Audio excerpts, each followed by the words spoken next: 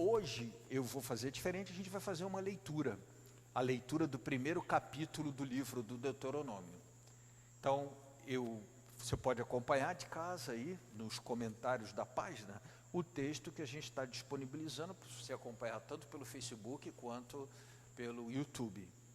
Então está lá, Deuteronômio capítulo 1, é o primeiro discurso. No nosso estudo eu vou enfatizar o primeiro e o quarto, porque o segundo e terceiro discurso, eu vou até citar alguma coisa amanhã, mas eles são mais assim de lembrar a história, resgate histórico. Dentro do primeiro discurso, tem mais esse caráter, os capítulos 2 e 3, mas o capítulo 1 e o capítulo 4 do primeiro grande discurso, eles são bastante interessantes. Então esse primeiro grande discurso, ele vai do Deuteronômio capítulo 1 até o capítulo 4, do início do capítulo 1 até o final do capítulo 4. E hoje eu vou sugerir a leitura de Deuteronômio capítulo 1. Eis os discursos, aí que tal? Eis as palavras, tal de lá Devarim, o Devarim é a abertura do livro.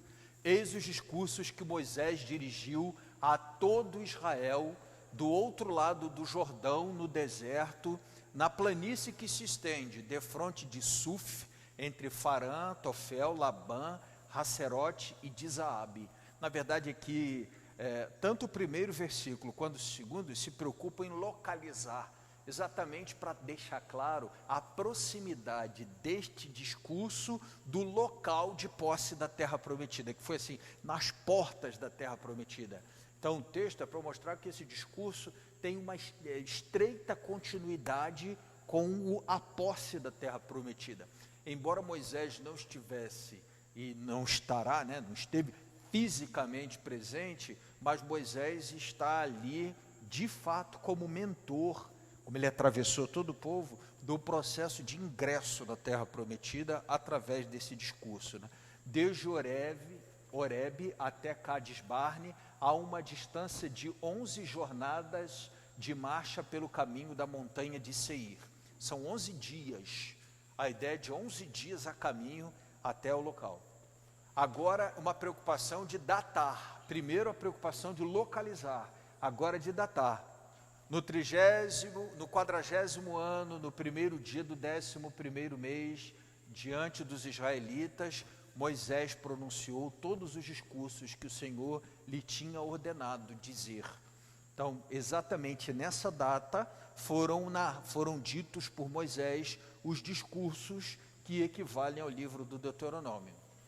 Agora ele vai contextualizar, do ponto de vista historicamente, o que tinha acontecendo, o que estava acontecendo quando Moisés apresentou esses discursos. Então, depois de ter derrotado Seom, rei dos amorreus, que habitava em Hazebom, e a Og, rei de Bazã, que morava em Astarote e Edirai. Aqui tem uma coisa muito interessante, que é o fato de que o povo tinha no imaginário assim, terra prometida.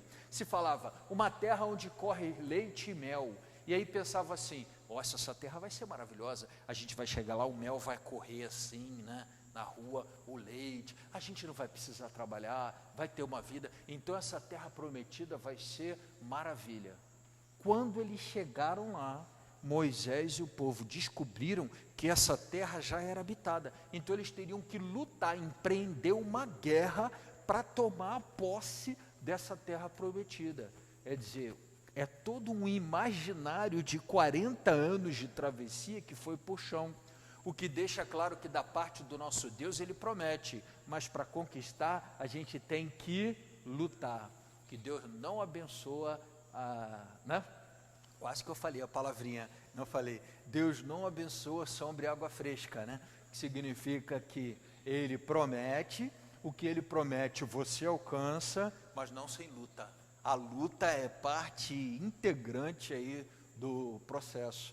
E o povo de Deus precisou rever esse imaginário, que eles tinham uma terra em que corre leite e mel. Quando chegaram lá, caramba, no caminho, na parte da terra que ele chama de terra prometida, tem lá Og, o rei de uma região chamada Bazã. Tem uma outra terra que tem lá os amorreus, Seom, que é o rei lá dos amorreus. Tá? e a gente vai ter que brigar com esse povo todo para botar para fora, para tomar posse. Deus disse, vocês vão tomar posse, mas diz, tem que brigar. Não é à toa que as coisas que a gente não luta muito por elas, a gente não costuma dar valor, né? Exatamente porque o valor das coisas está ligado ao nosso empenho em conquistá-las. Do outro lado do Jordão, ainda está a localização, ó, na terra de Moabe, Moisés começou a expor a lei, dizendo, então, até o versículo 5, tem toda uma preocupação de datar, contextualizar, é mais a preocupação ali de... Aqui começa propriamente o discurso de Moisés, no versículo 6. O Senhor nosso Deus falou-nos nestes termos em Horebe, no Monte Horebe. Eles já estavam muito tempo lá no Monte Horebe, a terra prometida ainda tinha uma distância do Horebe, e a coisa ficou mais ou menos tranquila. Então deu aquela ideia de, vamos ficar por aqui, né? Vamos dar uma acomodada por aqui. E o Senhor Deus disse, não é esse o lugar, a terra prometida não é aí. Está bonzinho aí, está maneirinho aí, está legal aí, está acomodado aí, mas não é esse o lugar. Então vamos embora. E tende-vos demorado muito tempo neste monte. Voltai e parti. Tomai o caminho do monte dos amorreus. Os amorreus eram um povo muito corpulento, forte. Os israelitas eram mais, né, um padrão um pouco... E aí o Senhor diz aí, ó o desafio, tomai o caminho do monte dos amorreus e das regiões vizinhas, ide às planícies, às montanhas, aos vales, ao Neguebe, às costas do mar, à terra dos cananeus, ao Líbano e até o grande rio Eufrates. Muito trabalho, muita coisa a ser percorrida e muita coisa a ser conquistada. Eis que vos entrego esta terra. Quer dizer, o Senhor, a extensão da terra prometida foi apresentada no versículo 7. Maravilhosa, uma terra grande, uma terra próspera, mas não era chegar e ocupar. Não era como se fala da ocupação do Velho Oeste americano, que a turma ia, vinha com as charretes e ia ocupando, fincando e tal. Não, tinha gente lá. Tinha que lutar pela conquista daquele lugar.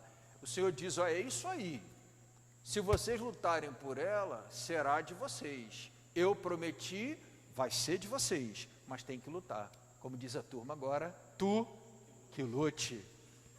Eis que vos entrego esta terra, ide e possuí a terra que jurei dar a vossos pais. Aqui é a recordação dos patriarcas, né?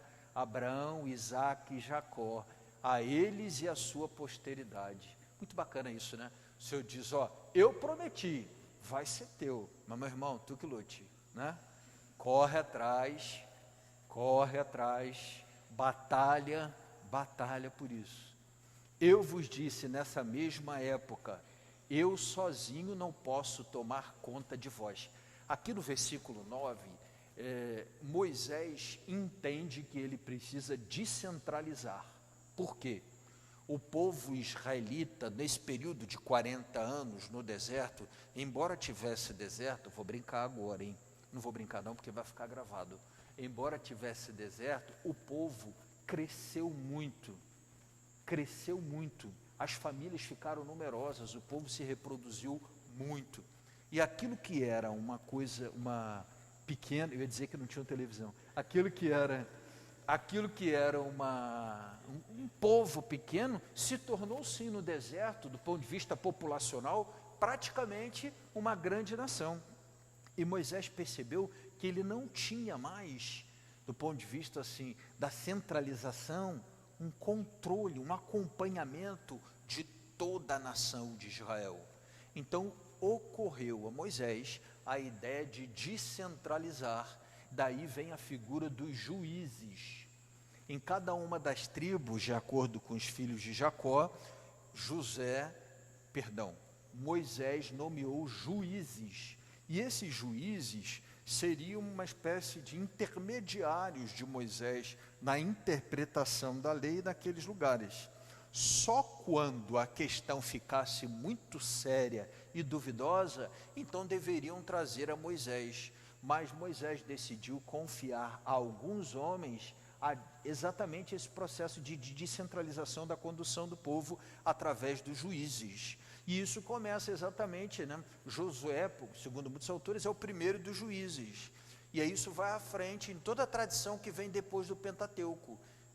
Ruth, Judite, Esther, Sansão, muitos juízes de Israel. Então, no versículo 9 diz assim, eu vos disse nessa mesma época, eu sozinho não posso tomar conta de vós, diz Moisés. O Senhor vosso Deus vos multiplicou de tal modo que hoje sois tão numerosos como as estrelas do céu, muita gente.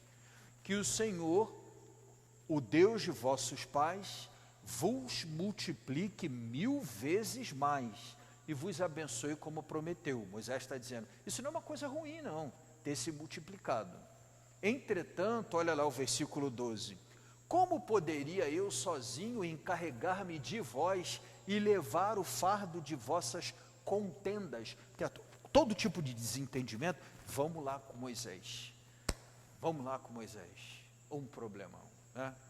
Moisés tinha o fardo dos párocos, né? Às vezes, vamos lá. E aí Moisés sugere o seguinte, escolhei de cada uma de vossas tribos, homens sábios, prudentes e experimentados, que eu ponha à vossa frente. E aí, depois que Moisés propôs isso, versículo 14, vem a resposta do povo.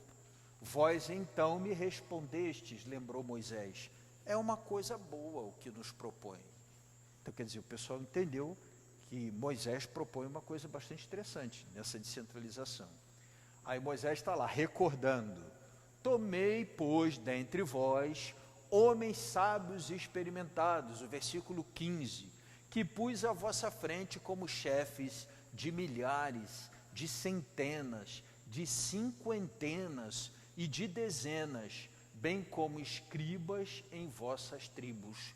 Então, Moisés fez uma organização do governo, né? Aquela nação que era ainda uma nação itinerante, mas ele fez um ministériozinho, né? Para poder conduzir a nação.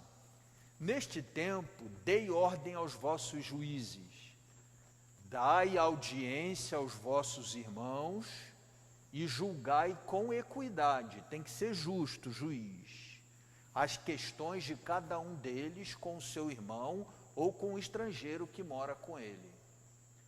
Versículo 17, não fareis distinção de pessoas em vossos julgamentos, ouvireis o pequeno como o grande sem temor de ninguém, porque o juízo é de Deus. Se uma questão vos parecer muito complicada, devereis apresentá-la a mim para que eu a ouça. Entendem? Então a ideia aqui é exatamente daquele processo de descentralização para dar mais agilidade. Se fosse concentrar tudo em Moisés, imagina a fila para resolução de questões. E aí Moisés sugeriu que isso fosse resolvido pelos juízes, naquelas parcelas, frações, mas quando a coisa fosse um pouco mais complicada, que trouxesse até ele. É assim que naquele tempo vos ordenei tudo o que devíeis fazer. Depois partimos de Horebe para atravessar esse vasto e terrível deserto que vistes do monte dos amorreus, como nos havia ordenado o Senhor nosso Deus, e chegamos a Cades-Barne. Eu vos disse então, eis-vos chegados ao monte dos amorreus que o Senhor nosso Deus nos dá. Vê, versículo 21, o Senhor teu Deus te entrega a terra, subi e possuía, como prometeu o Deus de teus pais. Não tenhas medo, não te assustes, porque a turma tinha medo dos amorreus.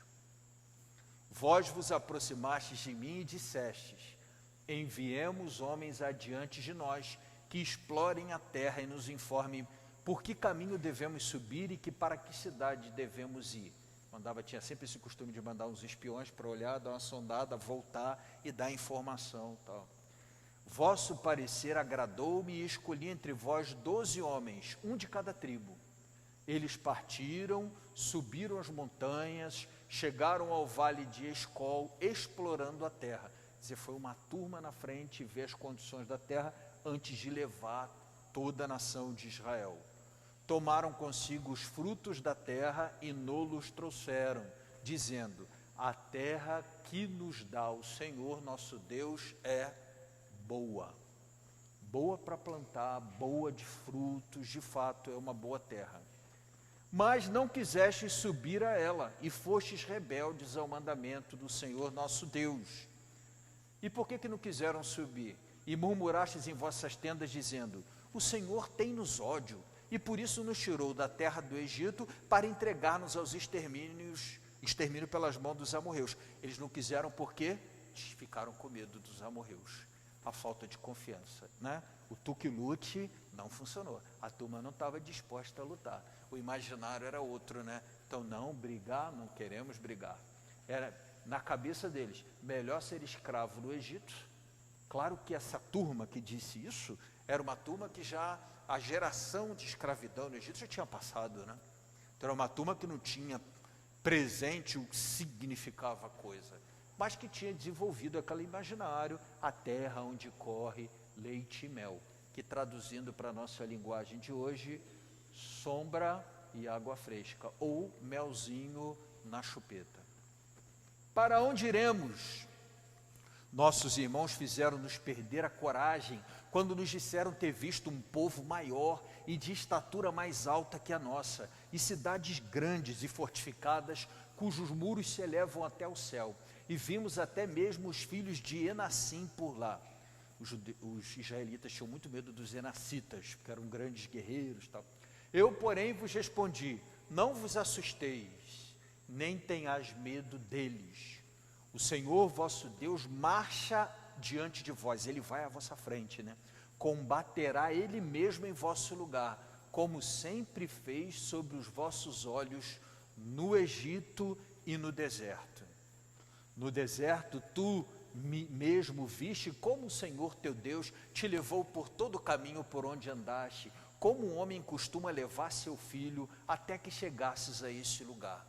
E apesar disso não tivestes confiança no Senhor vosso Deus, o qual, procurando-vos um lugar onde acampar, marchava adiante de vós no caminho, de noite no fogo para vos mostrar o caminho, e de dia na nuvem. Moisés está fazendo aqui uma espécie de recordação histórica. Lembra como foi a travessia do deserto? Deus não nos desamparou, Ele foi à nossa frente, Ele foi ao nosso lado, vencemos todas as dificuldades, vencemos todas as batalhas. Se Ele está dizendo, vai que eu vou te dar a vitória, vamos, mesmo que na ponta do lápis ali, somando, subtraindo, multiplicando e dividindo, a gente pensa assim, os amorreus a gente não vai conseguir. O Senhor não disse para ir, não disse que vai ser nosso, não disse que era para lutar e conquistar, então vamos.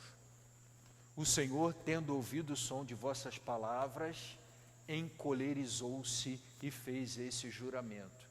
Aqui é Moisés levou para o coração, ó, olha só. Nenhum dos homens desta geração perversa verá a boa terra que eu, com juramento, prometi dar a vossos pais, exceto Calebe, filho de Jefoné. Este haverá, e eu darei a ele e a seus filhos o solo que ele pisou, porque ele cumpriu a vontade do Senhor e não duvidou no deserto, lá em Meriba, em Massá. Até contra mim, ó Moisés levando para o coração, até contra mim o Senhor se irritou por causa de vós. Tu tampouco, disse-me ele, entrarás nessa terra. Ou seja, eu também não vou entrar na terra por causa do mimimi de vocês. Medo, né? E Josué, filho de Num, que ali entrará, anima-o, pois é ele que introduzirá Israel na posse da terra prometida. Vossos filhinhos, dos quais dissestes que seriam a presa do deserto, e vossos filhos, que hoje ainda não sabem distinguir o bem do mal, estes entrarão, a eles darei a terra e a possuirão, ou seja, os mais jovens vão entrar. Quanto a vós, voltai para trás e parti para o deserto na direção do Mar Vermelho. Ou seja, naquela situação de dúvida, o Senhor diz, então volta. Imagina voltar, tinham andado quase 40 anos, voltar, ia morrer todo mundo, né? Voltar para mais 40 anos. Vós respondestes então, pecamos contra o Senhor, vamos combater como o Senhor nosso Deus nos ordenou. E quando cada um de vós, tomando as suas armas, vos dispusestes inconsideradamente a marchar sobre o monte, o Senhor disse-me, dize-lhes, não subais, não entreis em combate algum, porque eu estou no meio de vós. Se o fizerdes, sereis vencidos por vós, porque eu não estou no meio de vós. Se o fizerdes, sereis vencidos por vossos inimigos. Em vão vos referi todas estas palavras. Não me ouvistes, e tivestes a presunção de ir lá lutar, subir o monte, sem que o Senhor tivesse dito, vai que eu estou contigo. Olha só que povo complicado. Quando o Senhor disse, vai, não quiseram ir. Quando disse, não vai, foram. Entenderam?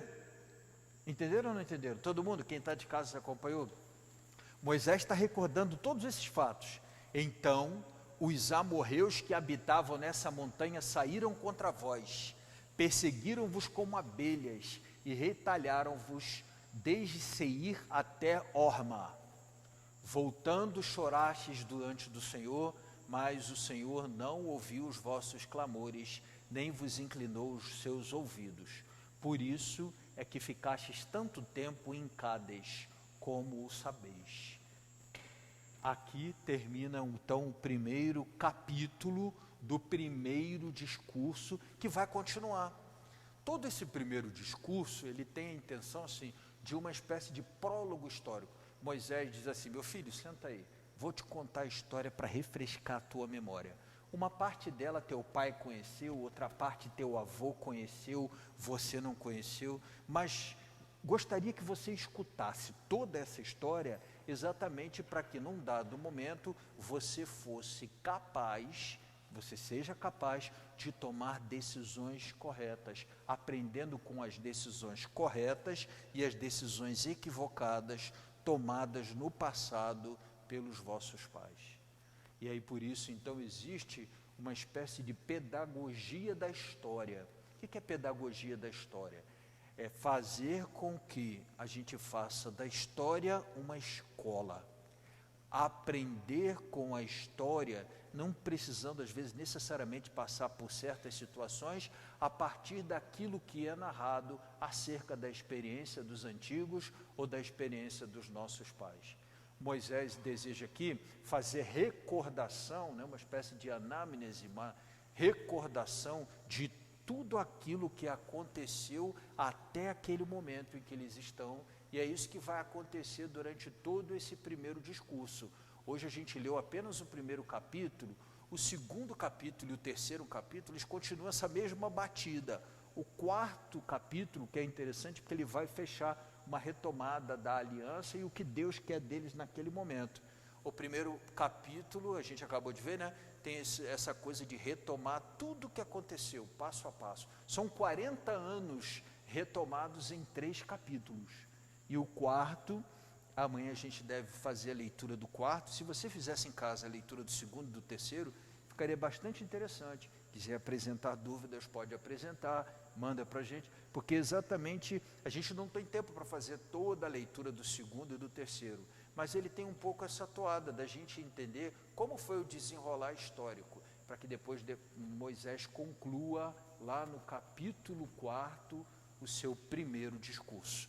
Então convido você a fazer essa leitura do segundo, do terceiro capítulos, fechando a mesma dinâmica do primeiro, a gente entender todo esse caminhar e amanhã a gente conversar um pouquinho sobre o quarto e se tiver dúvidas sobre o segundo e terceiro também, fiquem à vontade para apresentar.